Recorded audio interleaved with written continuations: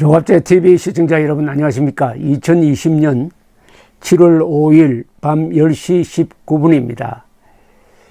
박지원 씨 같은 사람이 국가정보원장으로 지명이 된다는 사실은 한국에서나 있을 수 있는 일이지 선진국이나 법치국가에서는 절대로 불가능한 일입니다. 박지원 씨처럼 중대한 범죄에 연루되어서 실형을 살고 나온 사람, 그리고 그 죄질이 너무나 엄중한 사람, 그 뒤에도 국회의원이 되고 국회의원 신분으로서 수많은 거짓말을 한 사람, 이런 사람이 거짓말을 해서는 절대로 안 되는 국가정보기관의 수장으로 지명되었다는 사실은 한국인에 대한 모독이고, 무엇보다도 한국 사회의 검증 시스템이 마비되었다는 이야기입니다. 어느 사회의 검증 시스템 중에서 가장 중요한 것은 언론입니다. 그러니까 기자들이 그동안 박지원 씨와 유착되어 있었다는 거죠. 기자만 그렇겠습니까? 언론사도 그렇고 해서 박지원 씨로 하여금 거짓말을 계속할 수 있도록, 그리고 반국가적인 행동을 노골적으로 할 수 있도록 방조 내지 방치해 온 것이 기자라고 저는 생각합니다. 오늘날 이 사람이 국가정보원장으로 지명될 수 있도록 도운 데는 언론이 한 80% 역할을 했다고 생각합니다. 언론이 제대로 된 기능을 했으면은 박지원 씨는 절대로 공직을 맡을 수 없었습니다. 국회의원을 포함해서. 그럼 어떻게 박지원 씨가 언론으로부터, 기자들로부터 이렇게 호의적인 대접을 받게 되었느냐 하는 것은 지금부터 소개하는 몇 가지 자료로서 대충 이해가 될 것이라고 생각을 합니다. 거슬러 올라가서 2010년 2월 6일 백봉 라용균 선생 기념사업회 회장 박이태, 당시는 당시 국회의장이었습니다. 보도자료를 통해서 2010년 신사의원 베스트 11을 발표를 했는데, 그 명단을 한번 보겠습니다. 박근혜 당시 의원, 김무성, 김성식, 조혜진 의원, 이상 한나라당, 박지원, 박영선, 이용섭, 전현희 의원, 이상 민주당, 조순영 자유선진당 의원, 이정희 민주노동당 의원을 선정을 했습니다. 이 백봉 신사상은 독립운동가로서 재헌 의원과 국회 부의장을 지낸 라용균 선생을 기리기 위해서 1999년에 제정되었습니다. 매년 언론사 정치부 기자들을 대상으로 한 설문조사를 통해서 선발하는데 2010년에는 151명의 기자들이 참여했습니다. 여기에 박지원 씨가 야당을 대표하는 신사의원으로 꼽혔습니다. 그런데 당시 박지원 의원은 중국 차기 지도자로 지정되어 있었던 시진핑이 김대중 전 대통령과 만난 자리에서 이명박을 한반도의 평화의 회방꾼이라고 했다라고 전해가지고 한국과 중국 사이의 외교 문제를 만드는 사람입니다. 중국에서는 즉각 그런 말 한 적이 없다. 우리나라 외교부에서도 그런 말 기록이 없다. 반발함으로써 거짓말로 밝혀졌습니다. 이런 종류의 거짓말을 하는 사람이 신사로 지명이 되고, 이정희 의원은 당시에 6.25가 북침인지 남침인지 말해달라는 청취자 질문에 끝까지 확답을 못한 네가 신사로 기자들에 의해서 뽑혔다. 대충 짐작이 갑니까? 조금 더 구체적으로 들어가 보겠습니다. 이 대북 송금 사건, 김대중, 김정일 회담, 2000년 6월 회담, 그 전에 박지원 씨가 북한 측과 협상을 해가지고 대북 송금을 하기로 결정을 합니다. 5억 달러를 보내기로 합의를 봅니다. 4억 달러는 현대그룹이, 1억 달러는 이 정권이 담당하기로 했다가 나중에 입장이 곤란하니까 현대그룹이 5억 달러를 보내고, 다만 산업은행이, 정부가 산업은행에 압력을 넣어가지고 산업은행이 현대그룹에 5억 달러에 해당하는 돈을 대출하게 합니다. 이게 이른바 대북송금 사건인데, 대북송금 사건의 핵심 인물은 박지원 씨입니다. 그래서 박지원 씨가 구속 기소되었는데, 구속 기소된 사안 중에서 가장 컸던 것이 정몽헌 현대그룹 회장이 수사 도중에 자살했습니다. 정몽헌 회장으로부터 150억 원어치의 CD를 받아서 뇌물로 받아서 썼다 하는 죄목이 들어갔습니다. 근데 이게 2심까지는 유죄가 됐다가 대법원에 올라가서 파기환송이 되고 해가지고 이 부분은 무죄가 되었습니다. 그러나 그 무죄에 대해서 많은 사람들이 이해할 수 없다는 이야기를 하는데, 이건 나중에 별도로 말씀드리기로 하고, 그때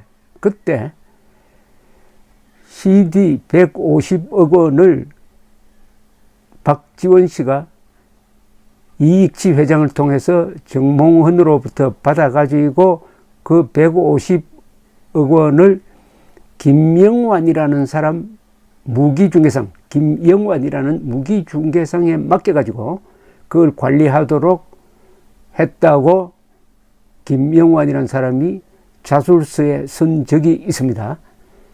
그때 이 사람은 해외에 나가 있었고 정몽헌 씨는 수사 도중에 자살함으로써 박지원 씨가 법정에서 진술을 하기가 매우 편해졌습니다. 어쨌든 이때 김영환이라는 사람의 진술 조서 중에서 언론과 박지원과 관계되는 부분을 제가 하나 소개해 드리겠습니다. 이것도 참고 자료입니다. 김영환 자술서입니다. 김영환은 박지원과 특별한 관계가 있습니다. 박지원은 그 후 김영환 자술서 2003년 8월입니다. 청와대 공보수석비서관, 문화관광부 장관, 청와대 정책기획수석비서관, 대통령 비서실장 등으로 근무하면서 김대중 정부와 언론사와의 관계가 좋지 않아 언론과의 관계를 원만하게 하기 위하여 주로 언론사 사주 및 간부들을 접촉해 왔던 것으로 알고 있는데, 제가 001보, 000, 001보 누구누구 등과 친분이 있다는 것을 알고 박지원이 그분들을 만날 때 저와 같이 만나면서 친하게 지내게 되었으며, 사석에서는 제가 박지원에게 형님으로 호칭을 하고 어떤 때는 반말 비슷하게 대화를 하는 등으로 아주 친하게 지냈고, 박지원이 청와대에서 공보수석, 정책기획수석, 대통령 비서실장으로 근무할 때는 사무실을 방문하였던 기억이 없는데, 문화관광부 장관으로 근무할 때는 가끔 장관실에도 들어가서 박지원을 만났고, 뭐 이런 이야기. 그러니까 언론사 접촉이 박지원 씨의 주된 임무였다 하는 것을 바로 옆에서 증언을 하고 있습니다. 자, 그 다음에 이 김영환의 이야기가 또 나옵니다. 요 대목이 상당히 중요합니다. 김영환 자술서를 통해서 제가 소개를 해드립니다. 2000년 3월 하순 내지 4월 초순경 박 장관이 평상시와 마찬가지로 저의 핸드폰으로 연락을 하여 잠깐 사무실에 들르라고 하기에 문화관광부 장관실을 찾아갔는데, 소파에 앉아 이런저런 이야기를 하다가 박 장관이 갑자기 저를 보고 느닷없이 정몽헌 회장 잘 알잖아 라고 하여 갑자기 무슨 소리야 하는 생각에 제가 잘 알지요 라고 대답하였더니, 박 장관은 저에게 스케줄이 적혀있는 수첩을 보여주어 살펴보았는데, 그 스케줄에는 박 장관이 만나기로 약속된 일정이 새까맣게 기재되어 있었는데, 그 내용은 대부분 언론인들과의 약속이었습니다. 그러니까 박지원 씨가 얼마나 언론인들과 자주 만났느냐 하는 것을 알 수 있습니다. 박 장관은 스케줄표를 저에게 보여주면서 돈 많이 들어 죽겠어 라고 하여 저는 박 장관이 저에게 정몽헌 회장에게 가서 돈 이야기를 좀 하라고 하는 것으로 알아듣고, 내가 MH, 그 당시에 박 장관과의 대화에서는 정몽헌을 지칭할 때 MH라고 했답니다.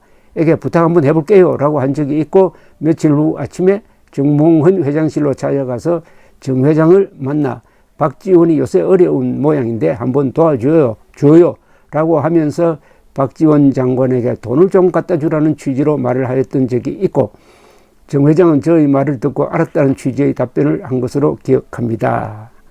대충 이렇게 되어 있습니다.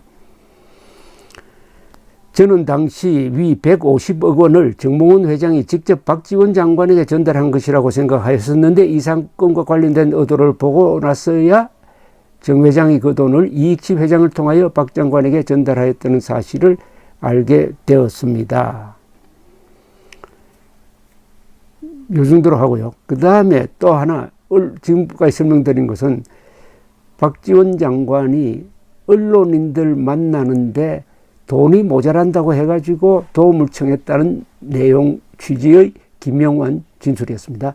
자, 이제는 본격적으로 수사 기록을 제가 한번 보겠습니다.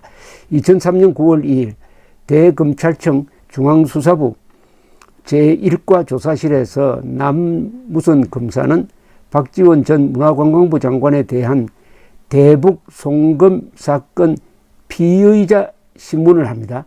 이 조서를 제가 읽어본 적이 있고, 그 중에서 언론과 박지원과의 유착을 설명하는 부분이 있습니다. 아주 흥미로우니까 검사와 박지원 씨의 문답을 제가 소개를 해드리겠습니다. 검사가 이렇게 묻습니다. 피의자는 문화관광부 장관으로 근무하면서 언론사 간부들과 만나는 스케줄이 새까맣게 기재된 일정표를 김명환에게 보여주었던 사실이 있는가요? 예, 그것은 보여주었을 겁니다. 제 수첩은 여러 사람이 봤을 겁니다. 검사, 피의자는 문화관광부 장관이라는 고위 공직을 수행하는 사람으로서 보안을 위해서도 개인의 일정을 다른 사람에게 함부로 보여주지는 않았을 것으로 보이는데 어떤가요? 박지원, 제가 일정표를 모든 사람에게 보여주는 것은 아니고, 저를 만나자는 사람이 있는 경우에 그 사람에게는 저희 일정표를 보여주는 경우가 있습니다. 질문, 검사의 질문입니다. 피의자는 청와대 공보수석비서관, 문화관광부 장관 등으로 근무하면서 주로 언론사의 간부들과 자주 접촉하면서 그들에게 식사와 술을 대접하였던 사실이 자주 있었지요. 예, 제가 언론사 간부들과 평기자, 주로 정치부 기자에게 자주 술과 식사 대접을 하였던 것은 사실입니다. 검사 질문, 피의자가 자주 만났던 언론사 간부들은 어떠한 직책의 사람들이었는가요? 박지원 씨는 이렇게 대답합니다. 제가 주로 만났던 언론사 사람들은 언론사 사주 및 언론사의 국장, 주필, 부장, 차장들이었고, 청와대에 출입하는 기자 등 정치부 기자들도 자주 만났습니다. 아주 이 언론사의 중추 내지 수뇌부에 해당하는 사람들을 자주 만났다는 이야기입니다.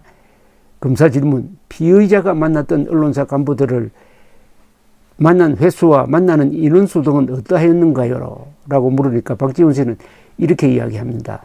만난 것은 점심시간에도 만나고 저녁시간에서도 만나는 등 많게는 일주일에 8 내지 10여 회, 적게는 일주일에 3번 내지 5번 정도를 만날 때도 있었는데, 만나는 인원수는 적게는 한두 명, 많게는 20명 정도를 만날 때도 있었습니다. 어떻게 생각하십니까? 이렇게 기자를, 언론인을 많이 만난 사람입니다. 이분의 일정은 반 이상은 이거 언론인 만나는 것 아니냐 하는 생각이 듭니다. 그런 식으로 시간과 돈을 투자해가지고 언론인들과 교류한 것이 그 뒤에 박지원 씨가 언론으로부터 보호를 받고 언론을 이용하기도 하는데 그 인프라가 된 것 같은 그런 느낌을 받지 않으십니까? 검사가 다시 묻습니다. 피의자가 언론사 부장 및 차장들을 주로 만났던 장소와 접대 형태 등은 어떠했는가요? 박지원 장관의 대답입니다. 제가 언론사 간부들을 만나는 장소는 강북 무슨 병원역 골목으로 올라가서 기상청 부근에 있는 한정식집, 신문로에 있는 한정식집을 주로 이용하였고, 저는 주로 음식점에서 언론사 간부들을 만나면은 식사를 하기 전에 폭탄주 3-4잔 정도를 마시고 식사를 하는 식으로 접대를 하였습니다. 폭탄주를 마셨다는 게 참 흥미롭습니다. 그 분위기가 이해가 됩니까? 기자가 장관과 만날 수는 있어요. 그러나 그게 술자리가 되면 안 되죠. 술자리가 되면 안 되죠. 기자와 공무원의 만남은 상당히 그게 공식적이라야 됩니다. 사무적이라야 합니다. 질문, 피의자가 언론사 간부들을 만나서 접대할 때 드는 비용을 어떻게 조달하였는가요? 박지원, 공무소에서 저에게 지급되는 판공비 3천만 원 정도와 청와대에서 조금씩 지원을 해주는 돈을 사용하였고 저희 친지들로부터도 조금씩 도움을 받아서 경비로 사용하였습니다. 질문, 피의자가 월 사용하는 판공비, 청와대에서 지원받은 금원의 규모, 친지들로부터 도움을 받은 금원의 규모 등은 어느 정도였는가요? 박 장관, 그 부분에 대하여는 진술을 거부하겠습니다. 다시 검사가 묻습니다.